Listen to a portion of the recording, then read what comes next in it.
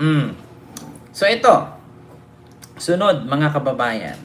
Dito tayo kay Bato at kay Bongo. Nako, ito na mga kababayan ha. Kung naalala ninyo, sabi nga ni Laila de Lima, ito na, ang yayabang ninyo noon. Ha? Ang yayabang ninyo noon, hindi kayo nakikinig sa amin. Na merong ICC. Ang sabi pa nga ni Digong, pagsisipain ko sila, ma'am.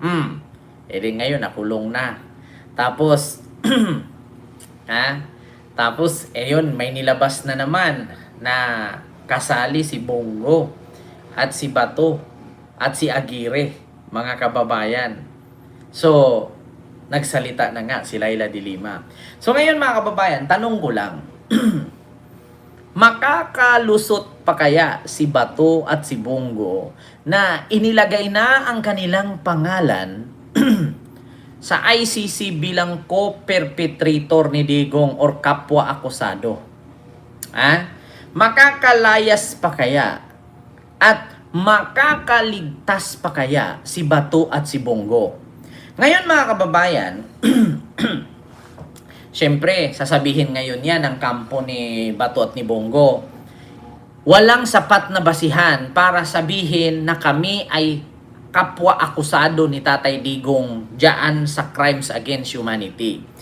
Paano ngayon mga kababayan kung itong mga sinasabi ni Digong ay pwedeng gamitin para ebidensya na si Bato at si Bongo ay kasali na kapwa niya co-perpetrator? Mga kababayan, meron akong ipapanood sa inyong video ngayon na dinugtong-dugtong ng media ang mga statement ni Digong na sangkot si Bongo, si Bato at ilan pa. Mga kababayan, hindi po yan matanggihan ni Bongo at ni Bato na dawit sila. So hindi sila safe. So madaling salita, pasok talaga sila. Eto paano ko nasabing pasok? Di pakinggan ninyo ito mga kababayan, lalong-lalo ng mga DDS. Pakinggan ninyo ang statement ng tatay ninyong karton. Ito. ICC shockwaves or epekto sa Senado. Ito, mga kababayan. Sana ba yun? Davao Death Squad. Ito. Pagiging alkalde hanggang sa pagkapangulo. Mula pagiging alkalde hanggang sa pagkapangulo, kakabit na ng pamumuno ni FPRRD ang kontrobersya mula Davao Death Squad hanggang War on Drugs na naging sanhi para siya ay mapusasan at ilipad pa ibang bansa. Ngayong pinangalanan ng kanyang mga kaalyado bilang kapwa-akusado, balikan natin kung ano ang naging kalakaran sa ilalim ng kanyang liderato. Ayan nilabas ng ICC ang kanyang mga kaalyado na kapwa niya akusado or co-perpetrator sa crimes against humanity. Sa madaling salita, kung nakulong si Digong, dawit at makukulong rin itong pinangalanan na Siyam. Yung Siyam na pinangalanan, mga kababayan, kasama ni Digong na mabulok sa kulungan. Kasi co-perpetrator, sa Tagalog, kapwa akusado or kapwa gumawa ng krimen. Kapwa kriminal sa madaling salita. Kapwa killer sa madaling salita. Pakinggan ninyo mga kababayan, kung makakalusot pa ba si Bongo at si Bato kung mismong sa bunganga ni Digong nanggaling na yan, Davao Death Squad din yan. Patay ka dito Bato, patay ka dito Bongo. Narito ang Agenda Weekend Report ni Hannah. Alam ng mga pulis natin ito na Mr. na patayin, may reward. Kung mamatay yung nasa watch list, may reward system yun ang ibigay. Your Honor, Mr. Chair, maski may kasalanan yun o wala, may ginawa na totoong nabaybas o wala. Dati na ring lumitaw. Diba? May kasalanan man o wala, nasa listahan man o wala, totoong bypass man o wala, hanggat namatay ka, may reward system kang matatanggap. Inamin mismo ni Juvie Espinido or Police Colonel Juvie Espinido. Nako mga kababayan, kung naalala ninyo, si Joby Espinido po ang isa sa nagpatay kay Paruhinog, no? Nahinagisa nila ng granada. Itong si Paruhinog kaya nabutod, namatay, nagbusiad, nasabugan ng granada sa loob ng kanyang kwarto, sa loob ng kanyang compound. Kaya patay itong si Paruhinog. So si Joby Espinido mismo, mga kababayan, inamin na either totoong operation, either addict o hindi, once na napatay mo, may matanggap kang reward system. Ang isang police officer para kumpirmahin ang di umano'y reward system sa mga pulis kapag may pinapatay sila. As early as 2009, pinansinan ng international group na Human Rights Watch na kailangang maimbestigahan ang nagngangalang Davao Death Squad, isang grupong umano'y responsable sa targeted killings sa Mindanao, kabilang ang sa Davao City. Naniwala ang grupong hindi random ang pagkamatay ng mga biktima nito at sangkot pa mismo ang mga pulis habang suportado raw ito ng mga opisyal ng gobyerno. Base naman sa tala ng ICC, 1980s pa raw may common plan ang nasabing grupo. Ang grupo raw ay hindi basta rogue vigilantes, kundi may malinaw na hierarchy at command structure kung saan kinakailangan muna ng approval bago isagawa ang pagpatay. Ang mga target ay karaniwang pinaghihinalaang drug pushers o users o petty criminals gaya ng mga magnanakaw. Mismong si dating Pangulong Rodrigo Duterte na rin ang kalaunay nagsabing si Senator Bato de la Rosa na nooy PNP chief ay bahagi nito. Eto mga kababayan. Pakinggan ninyo. Mismong si Digong na ang nag-amin or nagsabi na si Bato de la Rosa noong PNP chief ay death squad rin yan. Nako. So makakatakas pa kaya si Bato dito? Mga kababayan, maaabsuelto pa kaya si Bato dito kung mismong sa bunganga ni Digong dahil sa kayabangan ng putang inang budol. Ayan, eto na. Akala siguro ni Digong, mga kababayan, bawat bibitawan niyang salita ay porke tumawa ang nasa Kongreso at sa Senado ay okay lang. Kasi ang iisipin, joke lang yan. Kahit yung senador, yung dating PNP chief niya ngayon, senador si Bato de la Rosa, death squad din yan. Mismo lumabas sa bunganga ni Digong. Bunganga, inamin ng putang inang budol na yan. Pahamak si Bato. Pahamak talaga si Bato. Napapahamak. Lahat itong sa right side ko, dumaan ito ng Chief of Police, Police Director. Lahat daw nasa right side. Puro commander ng death squad yan. Yung isa, Diba? Kita ninyo? Yung lahat ng mga dating general nasa right side ni Digong. Lahat commander ng death squad. Patay ka dyan. senador, yan ang nakaupo dyan. Ayan o, ito. Lahat itong sa right side ko, dumaan ito ng Chief of Police, Patay. Police Director. Puro commander ng death squad yan. Yung isang senador, yan ang nakaupo dyan, si Senator De La Rosa. Death squad rin yan. Patay. Patay. Wala talagang takas si De La Rosa at si Bongo. Mga kababayan, kahit sabihin ni Bongo, hindi kami personal magkakilala ni Tatay Digong kasi trabahante lang naman niya ako. Sumunod lang naman ako sa trabaho kasi yun ang aking trabaho. Pero, lumabas sa mga bunganga ni Digong. Lumabas sa bunganga ni Digong. Inamin niya isa-isa. Ito, lahat ng mga police, general sa aking right side, lahat commander yan sa death squad. Yung nakaupo, yung senador, dating PNP, ngayon ay senador na si Bato. Death squad rin yan. Putang ina. Mamatay man ako, fix man. Hindi ako membro ng death squad. Mamatay man ako. Ayan na, mga kababayan. So, paano yan ngayon, mga kababayan, paano yan ngayon pasinungalingan ni Bongo at ni Bato? Lumabas sa bunganga ni Digong. Pinag-aamin ni Digong isa-isa. Hindi naman natin pwedeng sabihin, mga kababayan, na nag-joke lang si Digong. Hindi naman natin pwedeng sabihin, yun lahat ay joke. Hearing sa Senado, hearing sa Kongreso yan.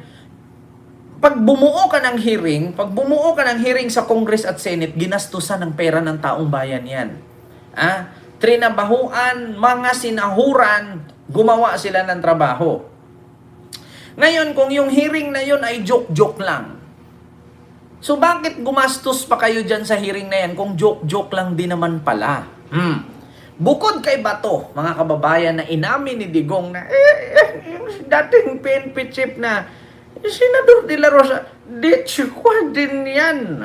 Ito, bukod kay Bato. Ito mga kababayan. Death squad rin yan. Oh.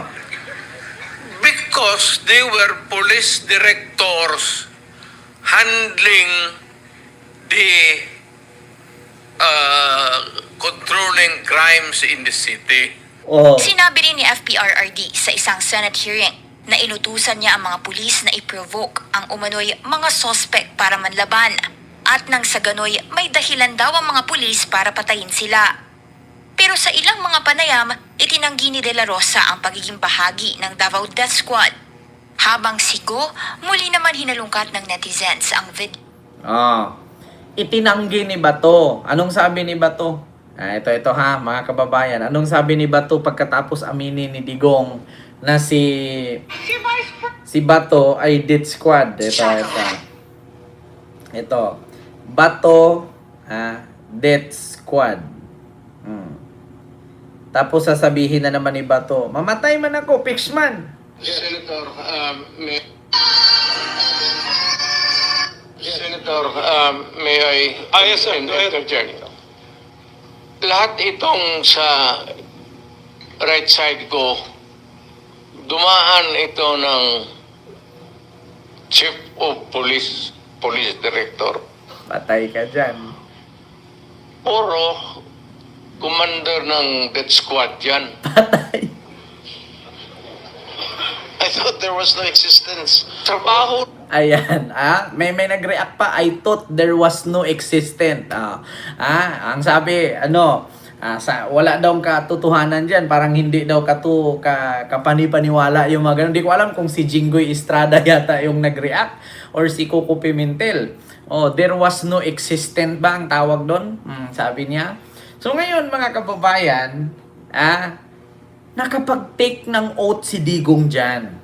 Si Digong mismo, mga kababayan, ang nagpahamak dito sa siyam na co-perpetrator niya. Kasi once na magsabi ang leader, alam na ng lahat, nakasali sila kasi binoise out ni Digong Alam niyo, sa totoo lang, mga kababayan, wala talagang takas si Bongo at si Bato dito. Diba, Sir Bien, pilit pang ipagtanggol ni Jinggoy na there is no existing daw. Wala daw katotohanan, hindi daw dapat walang mga ganun, parang kwento-kwento lang. Pagtanggol pa sana ni Jinggoy si Bato at yung mga general. Wala pinagpatuloy, diba? There is no existent. Pero ang problema, pinagpatuloy ni Digong. Director. Puro commander ng death squad yan. Ayan na. I thought there was no existence. Trabaho ng pulis yan. Pinatuloy pa ni Digong. Literally, hindi ko sabihin ng death squad. Yung isang senador, yan ang nakaupo niyan, si Senator De La Rosa. Patay. Death squad rin yan. Because they were police. Patay na. Mga kababayan, death squad rin yan. So, anong gagawin ni Bato ngayon? Mr. Trillanes, make my day. Ngal-ngal ka lang nangak-ngak niya. Yan si Bato, Senador Bato, death squad rin yan. Putang ina. Paano ninyong yan ngayon sabihin na si Digong ay nag-joke-joke, si Digong ay nagsabing hindi totoo, nag-take out, nanumpa yan. Putang inang matanda na yan. Nag-take out si Digong. Nag-take out siya dyan, nanumpa siya dyan, putang ina, na lahat ng kanyang sasabihin ay pawang katotohanan lamang, at kung anuman ang kanyang bibitawang salita ay maaaring gamitin sa anuman pwedeng ebidensya, gamiting ebidensya, o kung saan-saan pa. Kaya nga nag-take out siya versus the Republic of the Philippines versus Rodrigo Roa Duterte. So, hindi naman natin pwedeng sabihin yan. Sasabihin na naman mga DDS, ganyan kasi si Tatay Digong, mahilig sa joke yan. Putang ina, nag-joke sa loob ng hearing ng Quadcom na kapag take out. Tignan ninyo yung witness dyan na nagturo na si Kibuloy ay may dalang armas at binigyan si Sara ng isang sakong armas. Anong pangalan nun? Na nag-take out, tapos sinabi niya binayaran siya ni Risa Hontiveros. So, tignan nyo ngayon, may warrant na. Anong pangalan nun, mga kababayan? Yung witness ni Kibuloy na lalaki. Di ba nag-take out siya, tapos biglang nagsabi sa social media na binayaran daw siya ni Risa ng 1 milyon? Si Rene? Tingnan niyo yung ngayon si Rene. May warrant na. Kasi bakit? Nanumpa siya dun eh. Nanumpa siya na bawat sasabihin niya ay totoo. Kung babaliktarin niya yun at sabihin niyang hindi totoo, makakasuhan siya. Siya anong nangyari? May warrant na ngayon si Rene dahil sa ginawang ganyan. Kaya mga DDS, hindi nyo pwedeng sabihin ngayon na si Digong ay nagjo-joke-joke lang sa hearing. Nag-take out ang lulo ninyo. Nag-take out siya. Death squad rin yan. Vectors handling the controlling crimes in the city. So, pag sinabi mong death squad, it's a very loose term na ginagamit mo lang parang gano'n sila. Lahat yan sila, ito, si Danao, ayan Ayan, si Danao. Nagdadasal kasi sa kasalanan niya siguro. Huwag ka na ba? Diba? Ayan, si Danao. Binigkas pa si Danao. Ayan, nagdadasal dahil sa kasalanan niya siguro. Butang ina, pinangalanan ba naman isa-isa? Butang ina mo ka kasi Digong. Mamatay ka na nga lang. Katanda-tanda mo nang damay ka pa. Diyos ko, iiyot pa nga yan si Bato. Tuloy yan pag nakulong. Di na makaiyot yan. Diyos ko, gagawa pa nga ng apo eh. Tapos, idadamay mo pa po. Tangina ka talaga. Alam niyo, sa totoo lang, yung siyam na nilagay ng ICC na co-perpetrator, si Digong ang balikan niyo. Huwag niyong isisi kay Trillanes yan. Isisi ninyo kay Digong. Utang ina, natatawa ako, kababayan. Huwag kayong magalit kay Trillanes. Kasi ang kinasuhan ni Trillanes, si Digong. Si Digong nakakulong na, tapos na, sabi ni Trillanes. Binisita ko si Digong, okay naman siya. O ngayon, pag sabihin ninyo, si Trillanes kasi kasalanan, kaya kami i-aristuhin. Putang ina, si Digong sisihin ninyo kasi bunganga ni Digong kasi. Si Danao, ayan, nagdadasal dahil sa kasalanan niya siguro. Na ginagamit mo lang parang gano'n sila. Lahat yan sila, ito, si Danao, ayan Si Danao. Nagdadasal kasi sa kasalanan niya siguro. Huwag ka na bang, ilan bang pinatay mo? Ilan ba pinatay mo? Dumaan yan. Ito, De La Rosa. De La Rosa. Tanungin ko sila ngayon. Tanungin ninyo. Openly, lahat yan dumaan pagka-police chief. Pati yan si Gamboa. Tanungin ninyo. Ayan pa si Gamboa. Danao. Kung may utos ba ako na patayin ninyo yung tao na nakatali yung paa, pati kamay sa likod, or assassinate them. Ang sinabi ko, ganito, prangkahan tayo, encourage the criminals to fight. Encourage them to draw their guns. Yan, buhay yan. Ayan at Wala siyang inutos na itali tali, pahirapan, patayin. Ang sabi niya, encourage the criminal na manlaban para may rason tayong patayin. So, i-encourage daw itong mga adik na manlaban para may rason. Kung ikaw adik isa lang, magpaputok ka nga ang baril ngayon, tapos yung pulis na kapaligid sa'yo, 10 piraso o 20 piraso, talagang durog ka. Kaya nga, encourage the criminal na manlaban para may rason tayong patayin siya. Yun ang utos ni Digong. Kung wala kang baril, paano ka manlaban? Pagsusuntukin mo yung mga pulis, magpipernando po ka, tag, ping, gaganonin mo, tag, ping, gaganonin mo. So encourage the criminal na manlaban para may rason tayong patayin siya. Paano kung walang baril? Bing, susuntukin mo. Tapos pag binaril ka, dito, lusot doon, tapos nagkaroon ka na ng baril sa kamay.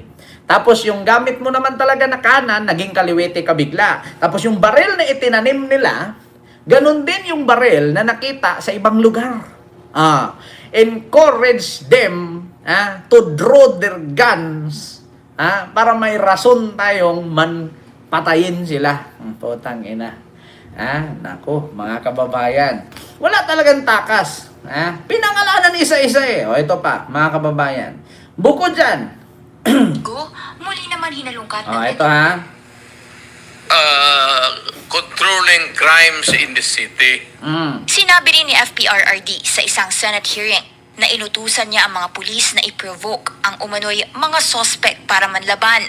At nang sa gano'y may dahilan daw ang mga pulis para patayin sila. Pero sa ilang mga panayam, itinanggi ni De La Rosa ang pagiging bahagi ng Davao Death Squad. Habang sigo, muli naman hinalungkat ng netizens ang video niyang ito na naghahayag din umano ng reward system. Ayan na.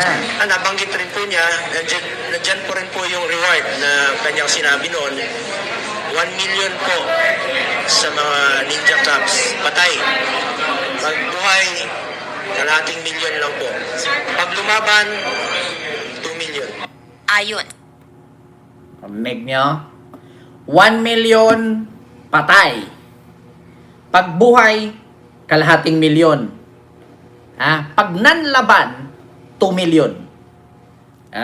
Kasi may mga camera, may mga body camera sila noon. Kapag nabaril mo yung kunwari addict na hindi mo naman pinadrug test, hindi mo rin kilala kasi nakita mo lang na nakahubad, may tattoo, payat, bungal, tapos lubog ang muka. So, pag binaril mo, pak! Tumba, patay. May 1 million ka na. Pero pag nahuli mo siya, hindi mo napatay, sumuko. May mga taong nanood tapos sumuko, 500 lang makukuha mo. Pero, kung yung huhulihin mo, may bit-bit na baril, nakipagbarilan, tig, tapos napatay mo, 2 million ang makukuha mo. Yan ang sabi ni Bongo. Di ba? Yan ang sabi ni Bongo. Ayan, ito na naman si Istagay. Yan si Istagay, mga kababayan. Ganyan talaga ang gagawin na yan nila, mga yan. Kasi nga, nasasaktan sila. Ito, continue natin, mga kababayan. Yun sa nooy testimonya ni Lieutenant Colonel Jovi Espinido sa isang House Squad Committee hearing. May kota ang mga pulis manukhang ng di umano'y drug users at pushers. Kadalasan ay umaabot ito sa 50 to 100 households per day. Sa papel, ang tokhang daw ay dapat pagkatok sa bahay ng akusado at pakikipag-usap dito. Pero naging notorious daw ito sa operasyon na nagdulot ng madugong pagpatay. Umabot ang tokhang sa reward system na anyay pumapalo pa raw minsan ng 600,000 pesos. Alam daw ito ng halos lahat ng opisina ng PNP nationwide. Si Espinido ang nooy chief ng Albuera, ang lugar ni dating Mayor Rolando Espinosa, na nooy drug suspect at namatay sa kanyang selda noong 2016 sa gitna ng isang police operation. Pati kay Paruhino. Tingin ng ICC, si FPRRD ang nooy head ng Davao Death Squad. Isa ito sa mga nilalaman ng warrant of arrest sa kanya ng International Tribunal. Ayon naman sa inilabas nitong listahan ng co-perpetrators umano ng dating Pangulo, may otoridad at kontrol daw sa unit ng mga pulisya si De La Rosa. Si Senator Bongo naman na malapit na aide ni Duterte, may papel daw sa koordinasyon sa pagitan ng dating Pangulo at ng mga opisyal na sangkot sa operasyon. Mariin nang pinabulaanan ni Go ang anyay unfair at walang basihang aligasyon na co-perpetrator siya ng dating Pangulo. Highest standards of integrity, transparency at dedication to the welfare of Filipinos ang naging sandigan daw niya sa kanyang career. Hindi rin daw niya hahayaan ang baseless accusations na ito para hindi niya gawin ang kanyang mga responsibilidad bilang senador. Sa tala ng grupong PREDA, mula 1998 hanggang 2016 pa lang, nasa 1,425 na individual ang nasawi dahil sa Davao Death Squad. Humigit kumulang 6,000 naman daw ang nasawi sa EJK mula 2016, ayon sa tala ng human rights groups. Ayan na. Para sa Agenda Weekend, Hannah Tia, Billionaire News Channel. So, ibig sabihin mga kababayan, nasa mga 7,000 ang namatay. Nung nasa Davao pa, si Digong, 1,000 plus. Ngayon, nung presidente na siya, mahigit kumulang 6,000. So, kulang-kulang 7,000 po ang mga Pilipinong namamatay na hindi dinaan sa due process. Mga kababayan, may dinaan, merong wala, merong... Actually, mga kababayan, hindi ako kukontra sa implementasyon na yan ni Digong. Walang problema dyan sa war on drugs. Ang problema kasi ay inabuso ng mga pulis dahil sa pangako ni Digong na reward system. Kung walang reward system yan, ang gagawin ng mga pulis dyan, kapag nalaman nila na addict ka, gumamit ka, user ka, dealer ka, aresto ka talaga. Aresto, kulong. Aresto, kulong. Ganyan dapat yun. Ang problema kasi mga kababayan, ang ginawa ni Digong may palaman. Reward system. Eh syempre kung ikaw pulis, kailangan makapatay ka ng 5. Kasi bakit? Pag nakapatay ka ng di umano'y addict, 1 million, patay. Pagka nakahuli ka lang, kalahating milyon lang, 500,000 lang. Pero kapag nakapatay ka kasi ng laban, 2 million. Oh. So, ibig sabihin mga kababayan, saan ka doon? Patayin mo na lang, may 1 million ka eh. Kung makapatay kang 5, eh di may 5 million ka. O, kasi kung hulihin mo, kalahating milyon lang. Wala eh. Mahirap maghuli ng adik kasi magtatago yun eh. O, kung manghuli ka naman dyan ng hindi totoong adik, mabalikan ka pa, babaliktad sa'yo. Diba? O, matanggal ka pa sa serbisyo. So, ang nangyari, mga kababayan, so, ang mangyari dyan, pumatay ka na lang. Kasi kapag pumatay ka, may kita ka eh. Diba? Ayan na. Wala nga namang takas. Walang takas, mga kababayan. Patay. Ginawang negosyo, Marawi TV Vlog. Nanay Minda, hello po. And kay Mantis Marilo, hello po. And kay Ma'am Lady Jor, hello po. So, yun mga kababayan. So, ito yung sunod.